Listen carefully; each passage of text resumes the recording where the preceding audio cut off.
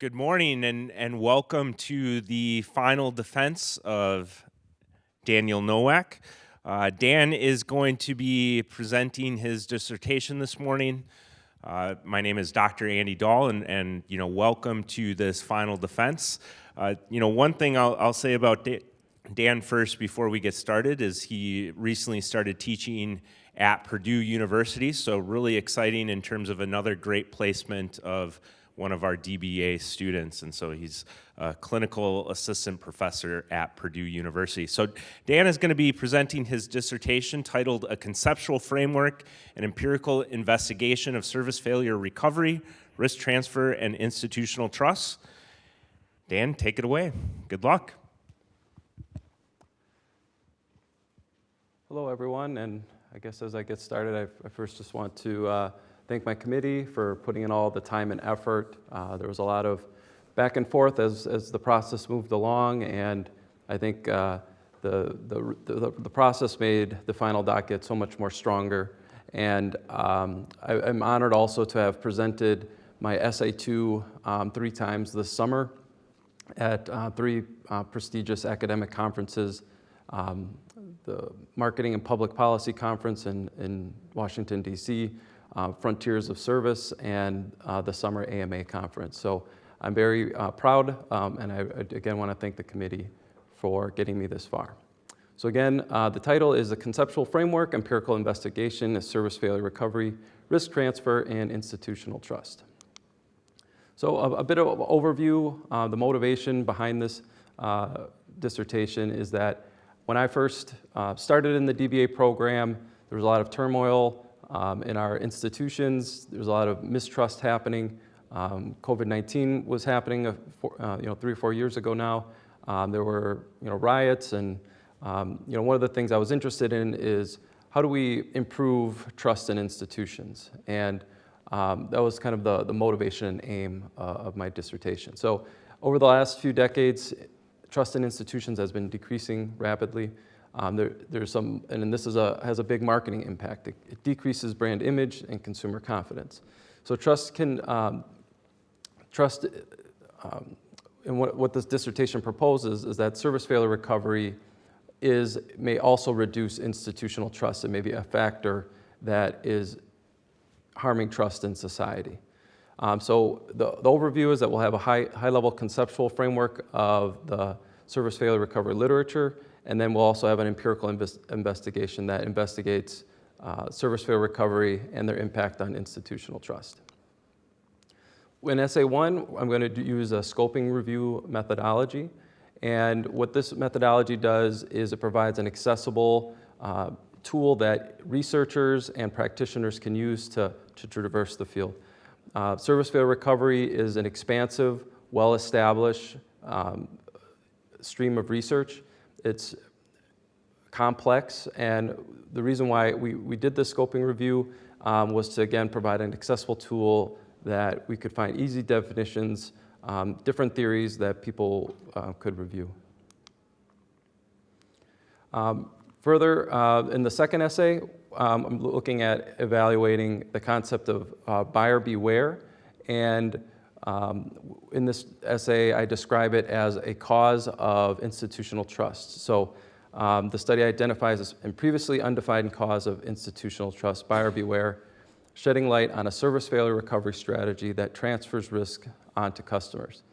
The study advances the service guarantee literature by describing how service guarantees positively impact institutional trust and service ecosystems, categorizing the different types of service guarantees, and labeling a previously undefined service guarantee, the no-harm guarantee. And then there's a proposed empirical model that advances the field by investigating the differential effects of proactive service failure recovery strategies, and then it impacts institutional trust, purchase intention, willingness to pay, and intention to litigate.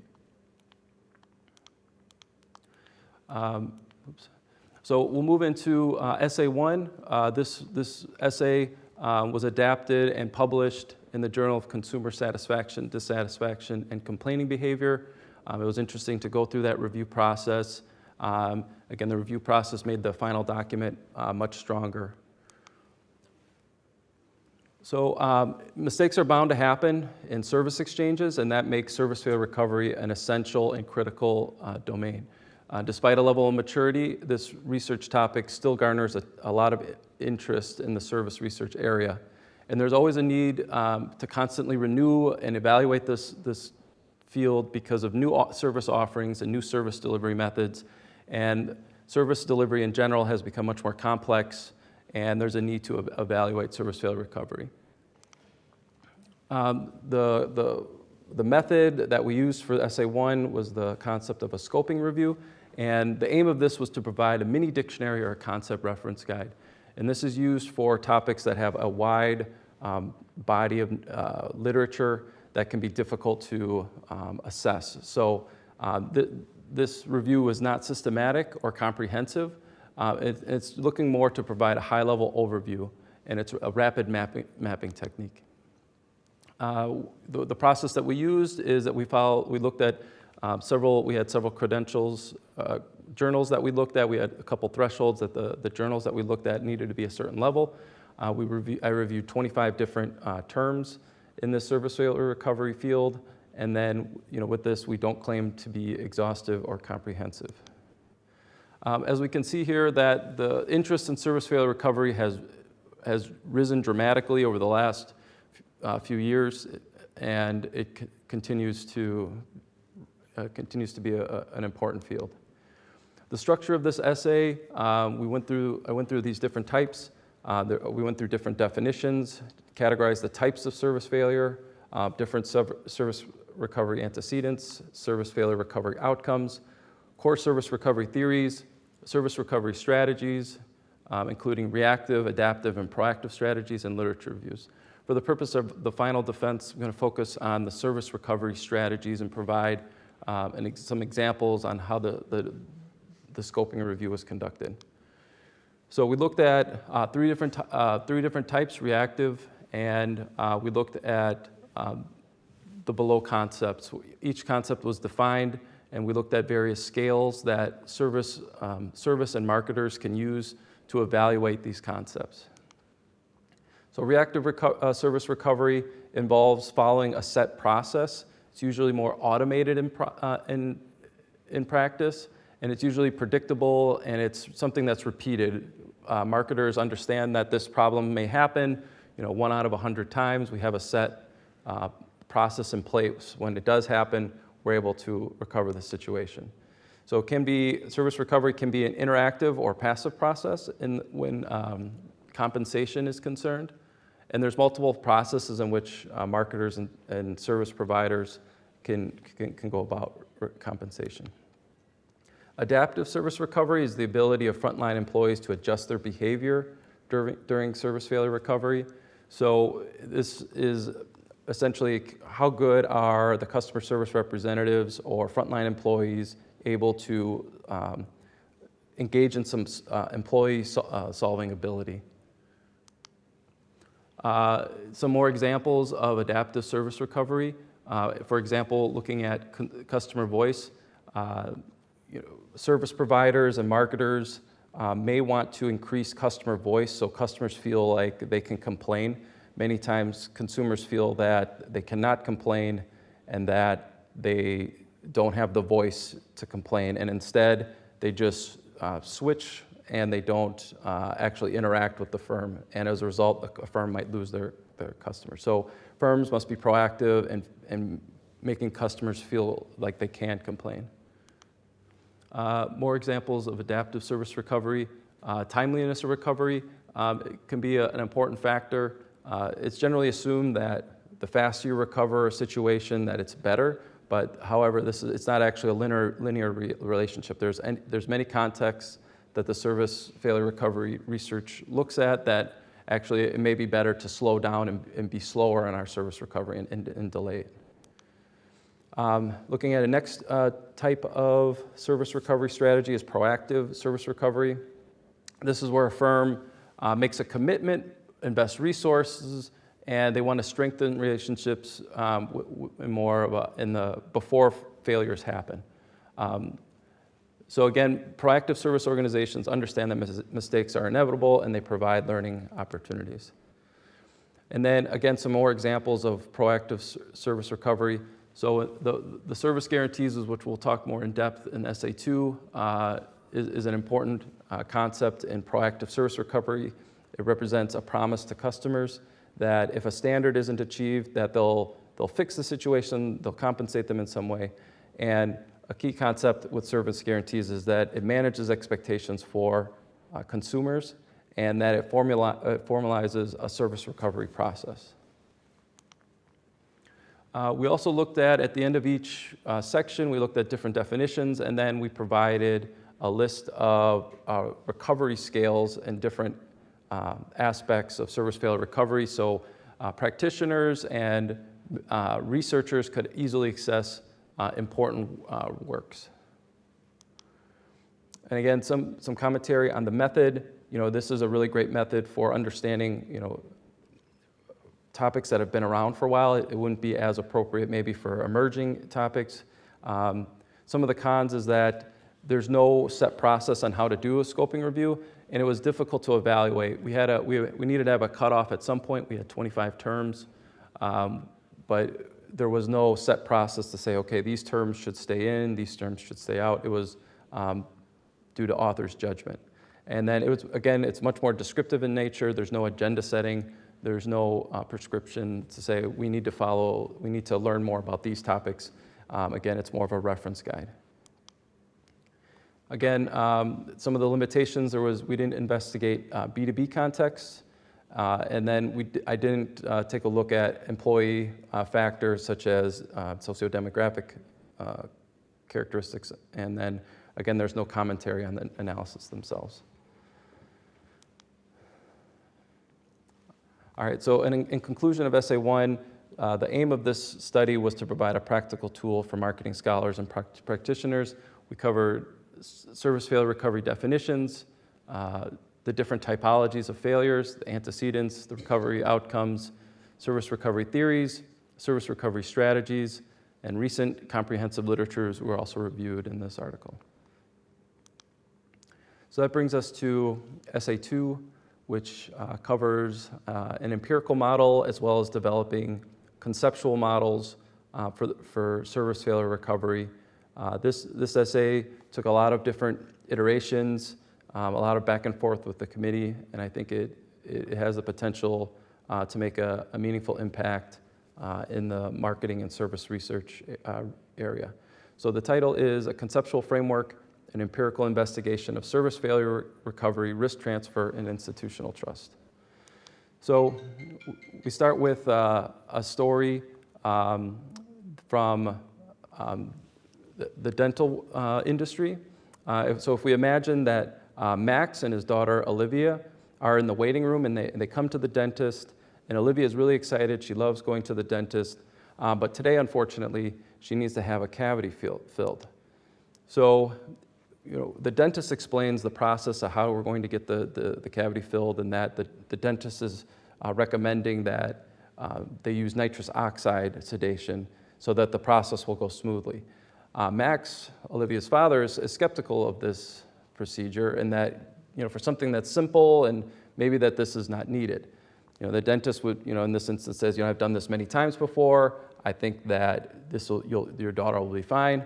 But at the same time, the dentist then offers Max a release of liability form that says that, in the next slide I'll show what it says. So the release of liability form says, there's possible complications of this procedure. There could be shivering, behavioral problems, vomiting, and that in spite of complications, no guarantees can be made concerning the results of this nitrous oxide sedation. So if nitrous oxide was so safe, why wouldn't the company assume the risk? Why couldn't they provide a guarantee? Subjects that participate in clinical trials and sustained serious trial-related injuries are commonly given, and many countries require, free medical management and compensation paid by the firm. Why isn't it possible that some treatment-related injuries maybe get the same type of medical management and compensation? If some terrible side effects did happen to Olivia, why did Max's family have to assume the burden alone? So we can imagine in this situation that Max would decline the nitrous oxide, thinking that, fearing for his daughter's safety and thinking that this is not needed, this service is not needed. So in this example, Max is afraid of service failure and wants to believe the dentist, but can't due to institutional forces. Dental is engaging in an institutional practice of having patients sign release of liability forms. The dental office is explicitly saying there will be no service failure recovery. In effect, they're saying buyer beware. Buyer beware is proposed as a cause of institutional mistrust, and we define buyer beware as an individual or organization proactively disclosing a possibility of harm to a buyer and explicitly stating there will be no service failure recovery or remuneration in the event of service failure. So again, people tend to trust their doctor, they tend to trust nurses, but if you ask, do you trust healthcare as a whole, as an institution, people will say no. And there's a lot of research that explains this dynamic of trusting individual workers but not healthcare systems, this disconnect. So again, the main purpose of this study is to propose that buyer beware is an institutional practice that impacts institutional factors as well as firm factors. So there's many reasons why trust is deteriorating: political polarization, corporate political advocacy, CSR initiatives that have been seen as hypocritical, self-serving, and inauthentic, corporate malfeasance. And in the Journal of Marketing Public Policy, they had a special issue calling on the market community to prevent radicalization and discover new ways to improve trust in institutions. And in this, the aim of this essay is to provide a framework and provide firms with a new path to encourage and more firm risk-taking. So in the study, I make the following contributions: argue that buyer beware is a cause of institutional mistrust, and that firms that are willing to accept more risk are seen as socially responsible, which impacts purchase intentions, willingness to buy, intention to litigate, and institutional trust. I categorize different types of service guarantees. We take a look at several different service contexts, including ride sharing, self-driving cars, auto repair, airlines, vaccinations, and the dental industry, and then provide several conceptual models.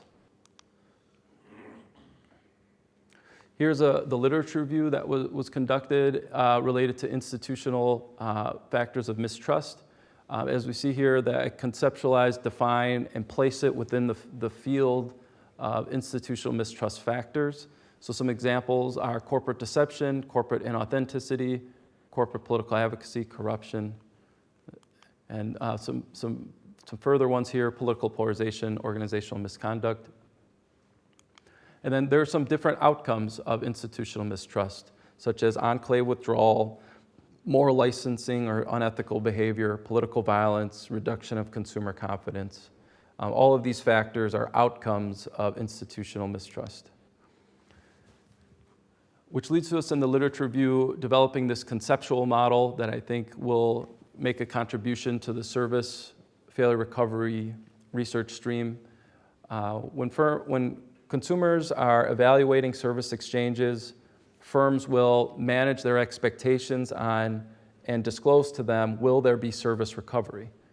In instances of a service guarantee, essentially a firm is saying, if there's a problem, if there's an issue, we guarantee, we accept any post-plus negative surplus from the service exchange, we will accept it, and as a result, consumers tend to trust those firms more. Firms can also do the opposite of this. When they're managing firms' expectations, they can be proactive and say, no, we will not engage in service recovery. We're going to say, buyer beware. If there's any negative post-purchase surplus from the service exchange, it's on you to deal with the consequences. And in this case, the firm transfers these risk, the excess risk from the service exchange onto the customer, and it results in lower consumer trust. So again, we conceptualize as buyer beware as the opposite of a service guarantee, and we follow the research on service guarantees and make a comparison. So they define in the literature service guarantees as a selling policy, assuring no consumer obtains post-purchase negative surplus. So we conceive it as the opposite and say buyer beware is a selling policy which a customer is assured of accepting post-purchase negative surplus in a service exchange. So as a result of that, this post-purchase negative surplus is transferred from the firm to the customer. And this is where we'll look to evaluate, do customers actually evaluate and perceive this risk transfer happening? So a little bit further literature review on service guarantees. Service guarantees in the literature was first defined and operationalized and discussed in The Power of Service Guarantees by Hart in a seminal Harvard Business Review article. In subsequent research articles, he described a case study related to Delta Dental. And in the original article, they talked about LL Bean, which was a clothing retailer, but another case study in a different industry also adapting service guarantees in the dental industry. And in Delta Dental, they were so inspired by this original article that they had actually given their employees, their top management team and people in their organization, that they wanted to follow this LLB example and create a guarantee of service excellence. And in this guarantee of service excellence, they had many promises and guarantees that they said to customers, including they had guarantees on cost savings, guarantees on speed or quick turnaround on ID, and then no hassle service. And they viewed these service guarantees as a big success because it led to an increased number of quotes, and then they had an increase in sales.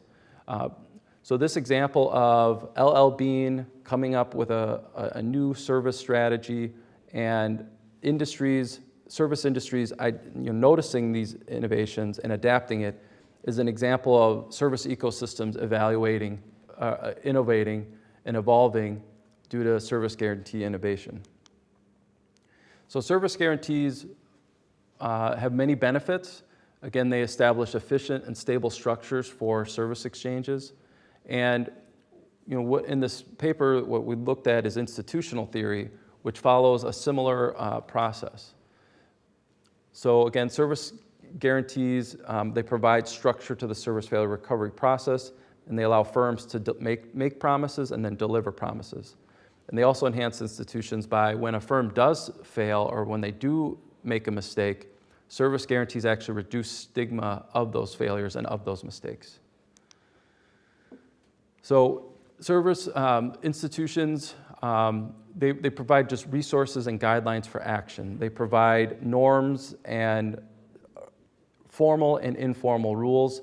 They can happen by naturalistic or agent-based accounts. And it's related to service guarantees because, again, it provides service employees rules and guidelines, and it also gives rules and guidelines for customers. So again, as we look at this evolution of LL Bean to Delta Dental, LLB first introduces the service guarantee. They have increases of firm trust. They experience a competitive advantage. Other clothing retailers start to follow LL Bean. And then adjacent service industries also start adapting this process. And then as a whole, the whole service ecosystem starts to gain more institutional trust. So again, if we think back to our Olivia and Max example,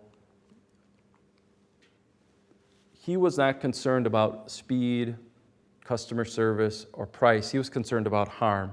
And in the service guarantee literature, there hasn't been any research or evaluation of this aspect of service guarantees. So as we see here, Max is not concerned about speed and cost. He needs a different type of service guarantee about harm for his daughter. So as we look, the literature review continued here. These are the different types of service guarantees that are in the literature. There hasn't been a comprehensive evaluation in the literature about the different types of service guarantees. Service guarantees are generally viewed as a homogeneous block where the typologies have not been compared and consolidated in a research article. So that makes a contribution to the literature, also defining a new term that has not been defined, this concept of no harm guarantee. So again, we define this as a consumer incentive by which a firm proactively accepts liability in the case of significant defined consumer damages. And we have some examples on the next. So again, no harm guarantees can be the result of top-down or bottom-up. It can happen from the government, or it could happen from innovation from firms. Some examples are FDIC guaranteeing bank deposits, Airbnb offering air cover, which protects, offers up to $1 million in protection.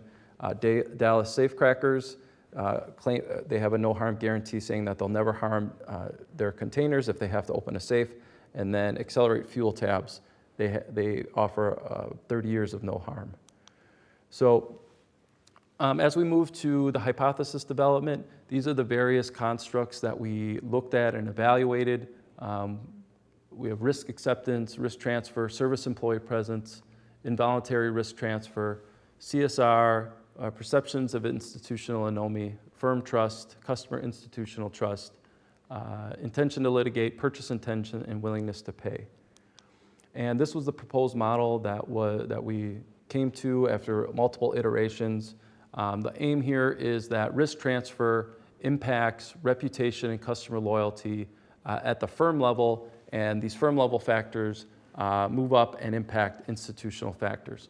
We also, one of the questions we had was, if you accept, if you accept greater liability, this will increase, litigation. All these concerns in America specifically, a lot of concerns about, being in this litigious society. We wanted to take a look at, would this factor be impacted?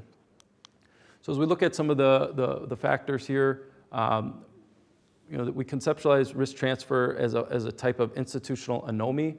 Institutional anomie is an ethical, anomie can stem from cultural factors or power domination. It identifies institutional factors that proliferate unethical reasoning in society. And one of these that we're proposing here is that risk transfer can be proposed or be perceived as one of these factors that is unethical in the minds of consumers. So risk transfer involves the art of transferring risk without sufficient compensation in a service exchange. So risk transfer is a process that passes asymmetrical risk onto customers. So sometimes consumers may want service failure recovery, but they're not allowed this possibility. It's not an option. And this is the basis of risk transfer possibly being conceived as being an institutional anomie. So risk transfer represents a situation of limited control, and that when a consumer is faced with a release of liability form, they may see it as, I have to sign this, I don't want to sign this, but I will. And we examined if consumers would have a reactance was the theory that we looked at to see, and that is what we measured to see if they had this, if they acted out or they perceived that this risk transfer was delegitimate. And that's what we looked at, and we evaluated whether risk transfer was seen as unethical and being perceived as anomie. The next factor we looked at was if firms did accept risk, would that enhance perceptions of corporate social responsibility? And in the research, in many aspects, that is the case. The more firms accept risk, they're more perceived as socially responsible. So we think that it was proposed here that risk transfer impacts firm reputation and customer loyalty. Another factor that we wanted to look at as a moderator was if an employee gives a release of liability form, or if it's signed on, say, a digital device, would that have an impact on perceptions of release of liability? So that's one of the factors that we looked at. In general, when an employee is present, it enhances consumer outcomes. But we were thinking that it was proposed in this presentation that there's situations where, if it's unresolvable, if an employee can't really resolve a situation where a customer is unhappy with a release of liability form, they may,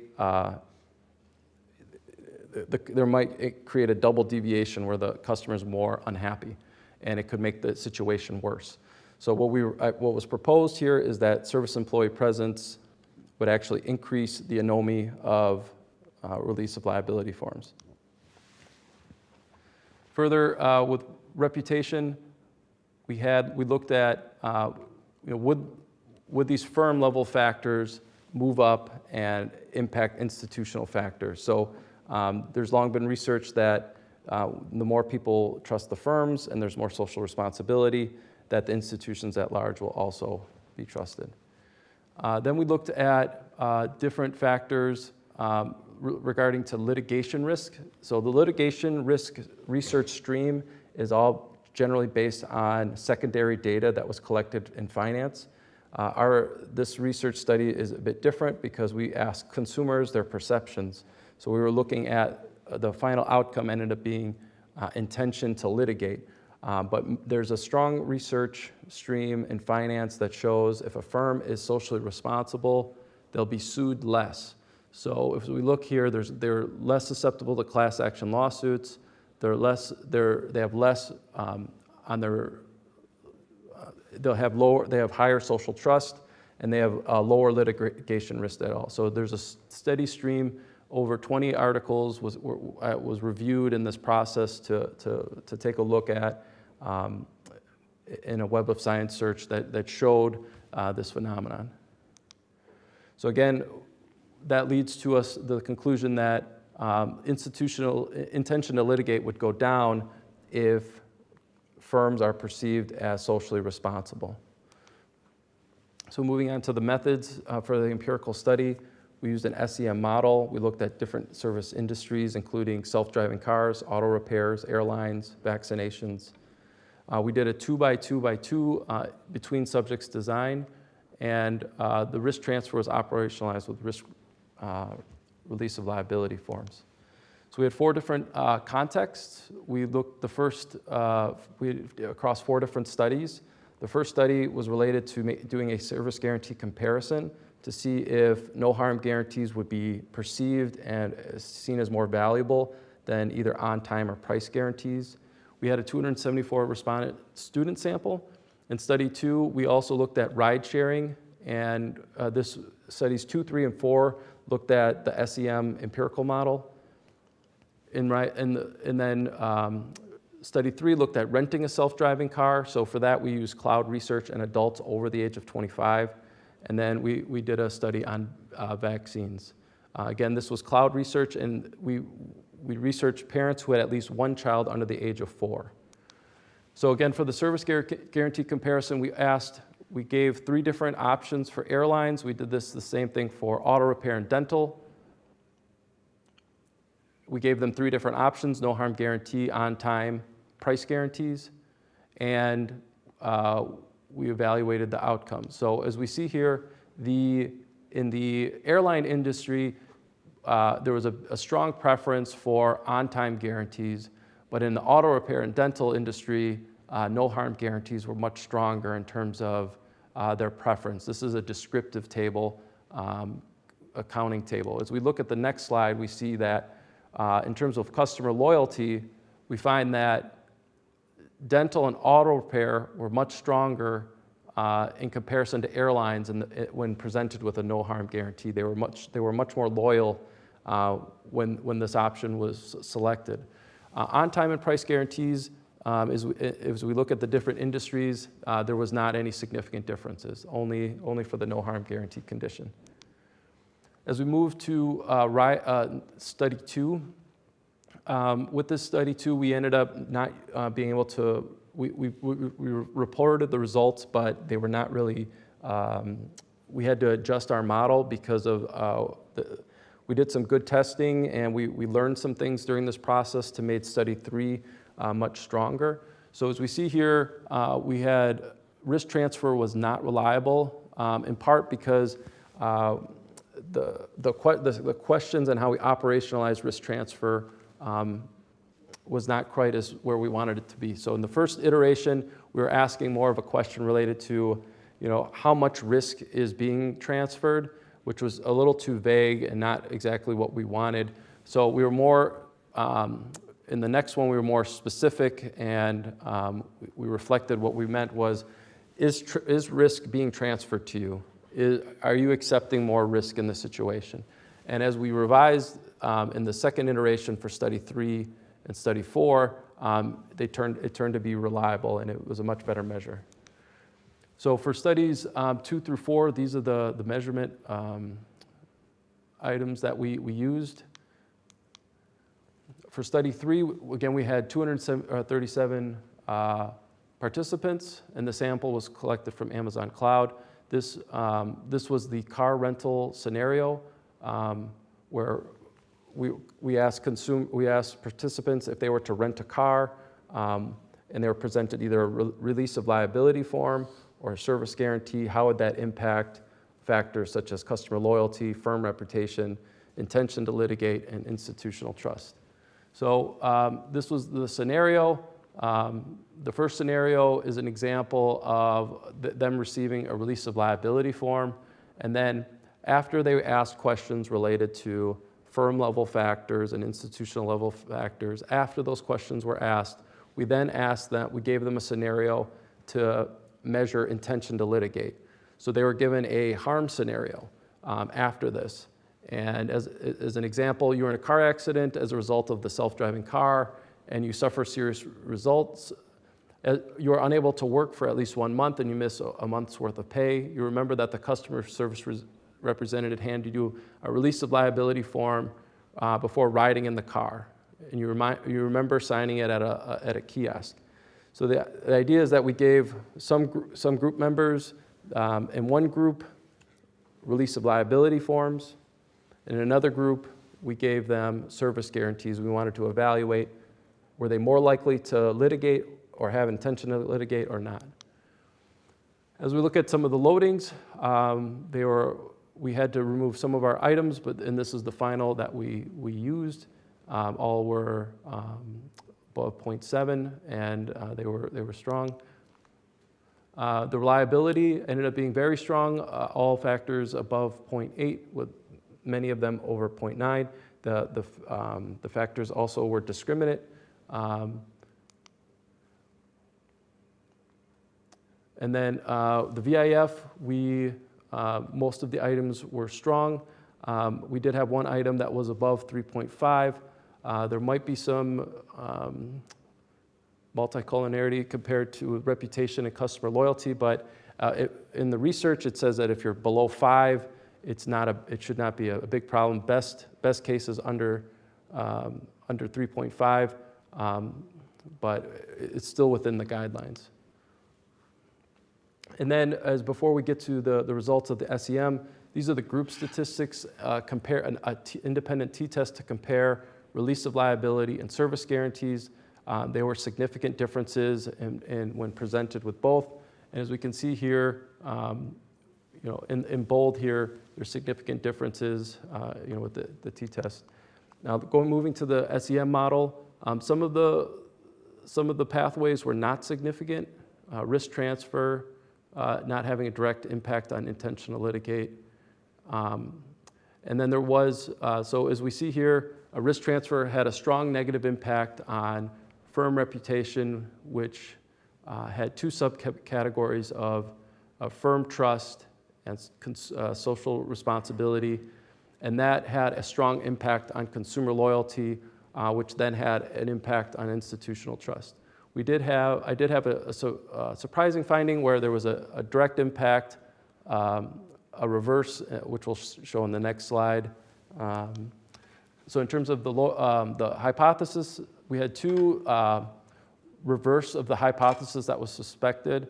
However, in terms of direct paths, however, if we look at the indirect paths, they follow the spirit of the hypotheses, which is that risk transfer does negatively impact institutional trust and customer loyalty. And then finally, the fourth scenario here was a vaccination scenario where we asked parents about release of liabilities, and in this condition, we did not ask intention to litigate questions. As we see here, unvaccinated were much more sensitive to the risk transfer condition than vaccinated. So they viewed release of liability forms as they're more sensitive, more impacted, and they rated it higher than people who were vaccinated. So for this dissertation, we did not put results in for an SEM model, but preliminary results do show that risk transfer being a factor that impacts vaccine intention.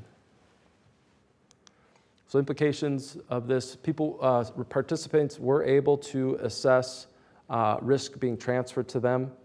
This assessment caused adjustments to firm level factors and then impacting institutional level factors. This process also showed the mental process by which buyer beware through release of liability forms impact institutional trust. And it gives credence that buyer beware is a critical concept. As we look here, as some of the implications, service guarantees invest in service failure recovery. They create governance, they set standards, they raise expectations, and it creates feedback. Where buyer beware is the opposite. It decommits to service failure recovery. It discloses a risk transfer. It sets clear standards, lowers expectations, and there's no mechanism for feedback. So again, some of the managerial implications. There may be. Buyer beware and service guarantees play a critical role in managing expectations proactively. So when consumers evaluate service exchanges, firms, when they disclose either buyer beware or service guarantees, they're managing their expectations. So in conclusion, the goal of this paper is to inspire institutional entrepreneurs to adopt no-harm guarantees, experience a competitive advantage, and positively disrupt the service ecosystem. And we make several contributions to the literature and show that buyer beware is a cause of reducing institutional trust, and that when firms accept risk, it actually increases purchase intentions, increases willingness to pay, and we also define different types of service guarantees and provided several institutional and conceptual models.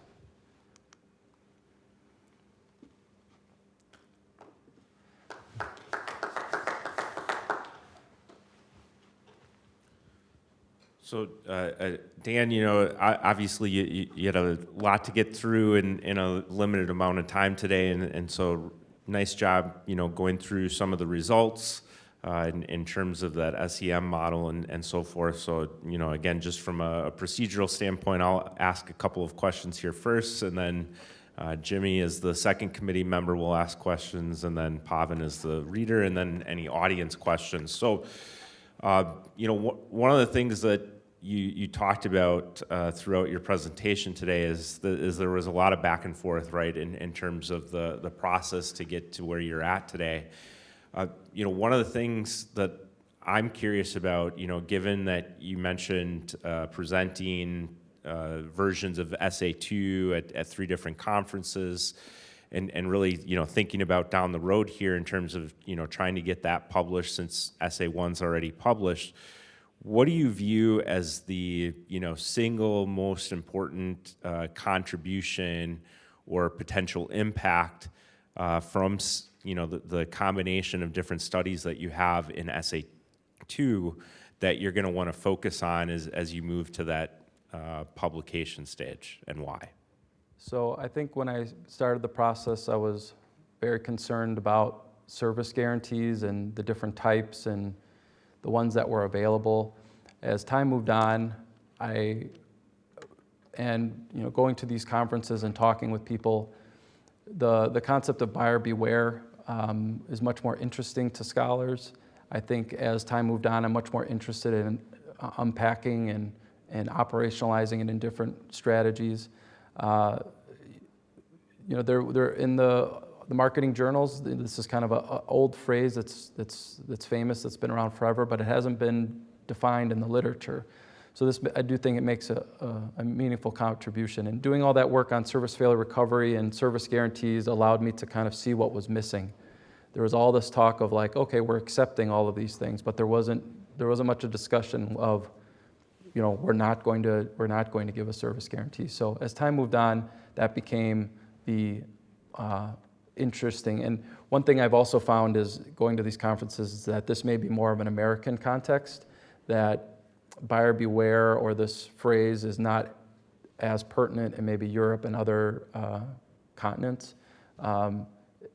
It might be more of an American phenomenon. So in the future, may be able to also do some cross-cultural studies that could do some comparisons between Americans and non-Americans to see if there's any cross-cultural differences. So kind of in the same realm here, thinking about, you have 4 different studies all tied into SA2. I didn't add up, but I think it's somewhere around 1,000 different responses across those different contexts. How do you view, splitting this up? Again, I'm thinking ahead here in terms of sending this out for publication. What are your thoughts right now in terms of how you're going to either combine or split up things as it relates to SA2? Some of the feedback I got is that, there may be a conceptual paper in here and then an empirical paper separate. So that's kind of what I'm thinking. At the same time, I think the service guarantee comparison may need to be separated from the SEM model. And the service guarantee comparison, I think, has a lot more room to grow, a lot more research that could be done. I think the first round or the first analysis of it, I think we learned a lot during that process, and I think there's more interesting things we could build on top of that. So I think that's where I'm at. Do you have some? You mentioned more interesting things to build on top of that. Can you elaborate a little bit more on that, specifically what either you think, personally you find most interesting, or again, feedback that you've received in conversations at conferences? It could either be personally or that external feedback. I think the cross-cultural perceptions to service guarantees could be interesting. I do think that maybe the example we've done now is more descriptive. We did independent t-test. Maybe we could look to do an SEM as well separately, just for the service guarantee comparison. So those I think are some avenues to make it more complex. All right, I'm going to turn it over to Jimmy to ask some questions. It's certainly been a journey, Dan. So what did you learn about the journey? Not just big picture, that if there's anybody any DBA student who's actually, what did you learn about the journey?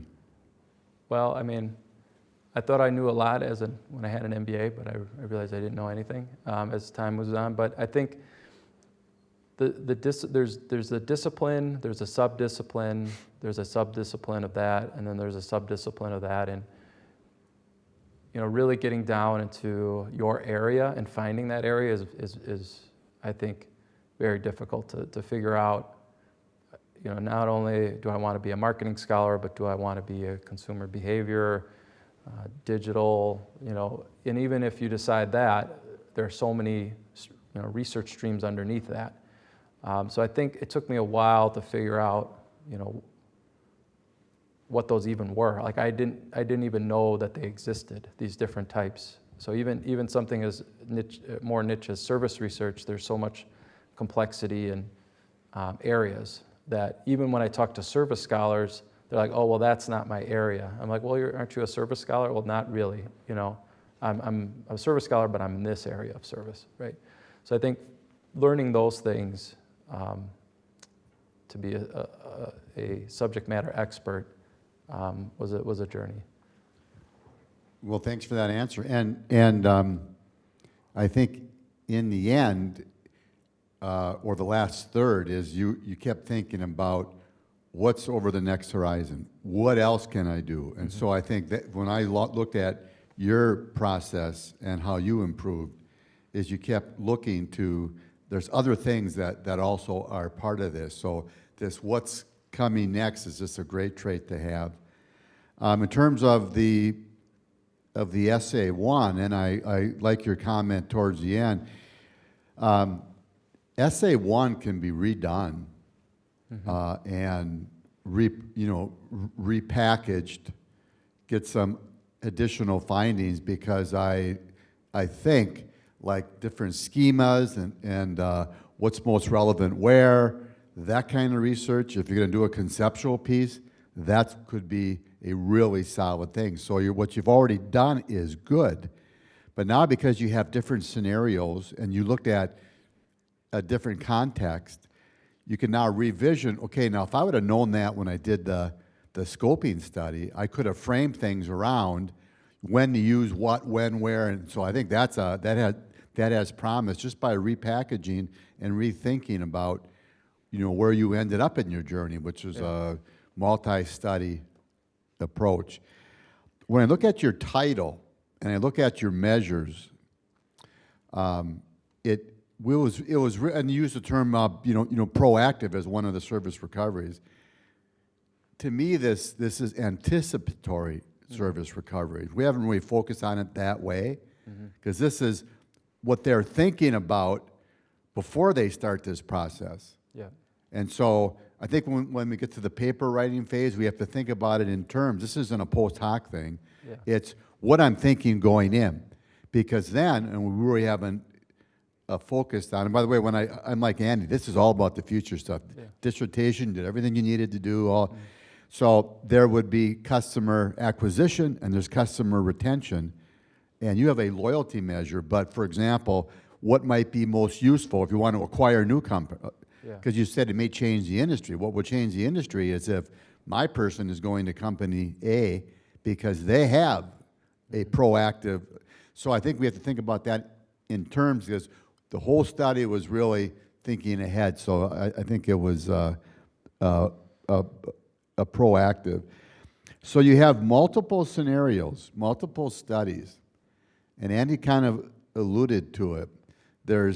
So essay one, let's redo it, get that published. That's gonna be really cool.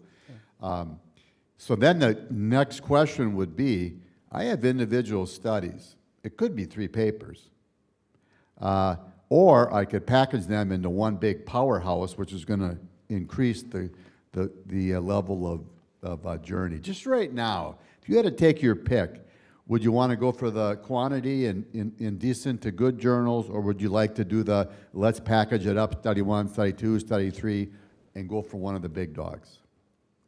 I mean, with the position I'm in now, I have flexibility. There's no, I can take my time and go for one of the big ones. I think given the amount of time and effort that we put into it, and networking with service scholars, I do think that they, one of the feedback they have is there's too much here, there's a lot going on, you need to narrow it. But given the feedback of talking with some of the leading scholars in service failure recovery, I do think there's opportunities to publish in a A-star journal. Okay. So I'm looking at much of what I'm doing now, and I'm sorry, doing more than you had, Andy, is I'm thinking about it if I'm a journal reviewer. So what if Max says no to the gas? So he says no, now what?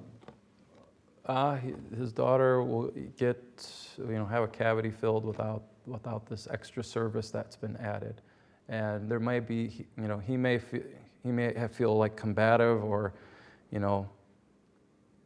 it's a more of a combative process with the service employee to say, no, I don't want this. They may feel like they're looked down upon, but the cavity procedure could still go on. For the firm, it could be a loss of, it could be a loss of customer loyalty. Maybe that service, was an extra service that revenue lost. So, for both in that situation, if the consumer's uneasy about that process, both sides lose, where either they're accepting a service they don't really want, or they're turning down a service and feeling bad about it. So it's a kind of a lose-lose in that situation. The reason why I bring that up is the first response is they're going to get the cavity filled without it, right? And maybe they're upset or not. That's the norm in healthcare. Healthcare knows there's going to be a lot of dissatisfied. The interesting finding is Max says, we're out of here. Mm-hmm. That's the interesting finding. And if we can parse that out, Because then it's the stuff that we've been talking about, but you may not even get to the service encounter itself. So we haven't really looked at that, but that's you know, or if you're thinking about a rental car, I'm not going to do the AI one, just give me a regular one. So that's an interest, that thing needs to be fleshed out. We don't really have that. The direct versus indirect effects that you have, you know, given the length of the presentation time and maybe the feedback time, there's a lot of interesting findings in there.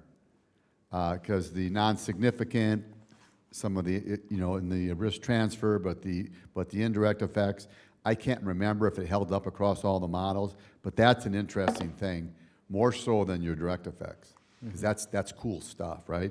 The reverse findings, cool stuff. And just the last thing is, and I think this is a problem that it's not just for your, that's not a problem, but you know, we're pretty good at writing questions in the end, and if the alpha is over 0.95, it's a concern.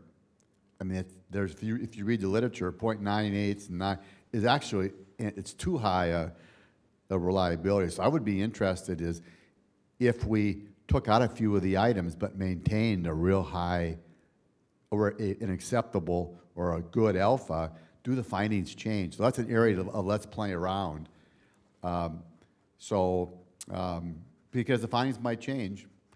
Although I would say, even though I see it in the literature from the big gun statisticians, I've never seen anybody complain about it. So anyways, that's just a thought. Very nice job. I think in the end, I think when we start putting this together, there's some really cool findings in here. Thanks. Sorry for the length of comments.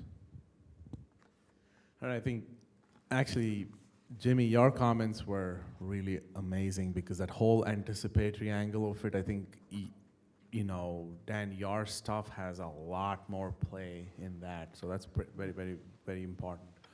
And I also think that the moderating effects is where there's more work that you can continue on because you had the employee presence as a moderator, right? Because the model as you lay out, you know, nobody's laid it out, so putting that out is good contribution. But then managerially, right, when you come up with these moderating factors, that'll actually help you, okay, what can I do now, right? So in addition to employee presence, what other factors do you think might moderate the effects? Maybe like if it's a complex purchase or you know low complex could be. I do think the multicultural aspect could be one. Maybe even personality traits could also be one that we didn't look at or measure, and maybe even political identity maybe is a factor. So I think. I mean, some of those are less managerial relevant, maybe, but I think if we can articulate, what is causing people to have this reactance to these release of liability forms, in what contexts. If we could show in these contexts reactance is present, in these contexts reactance is not present, I think those would be good moderators. Or if it would strengthen the reactance or maybe lower the reactance. Okay. A couple of others might be prior service failure experience. And another one could be, experience with this type of service or familiarity with the service itself. Mm-hmm. Now, one interesting thing in your study one was, if I remember correct, dental had a stronger effect compared to airlines for the no harm guarantee. That was a little surprising because the harm from a dental visit would be like, you probably have some pain or right? Yeah. But if it's a harm in an airline case, if the flight crashes, you're gonna die. Yeah. So what do you think how do you explain those findings? I think, the on time. It was interesting that it became last because didn't just become second; it became last. It was So I think, this is where, we need more complex model to understand some of those things. We focus more on like outcome variables, like customer loyalty. We didn't measure some of those things, and I think that's where the complexity of the model could go. I think maybe for that specific instance that people have experienced flights that have been delayed in the past. So like to your point about familiarity or prior experience, those are just so much more salient, and we're bad at making risk calculations. And maybe people are just afraid of dentists in general, so maybe that leads to it. So I think there's more work we could do to figure out some of those things. Yeah, I think that's right. When you add in the moderators and figure out how easily they can figure out the risk, right? How knowledgeable they are about it, that matters. Mm-hmm. Good job. Thanks.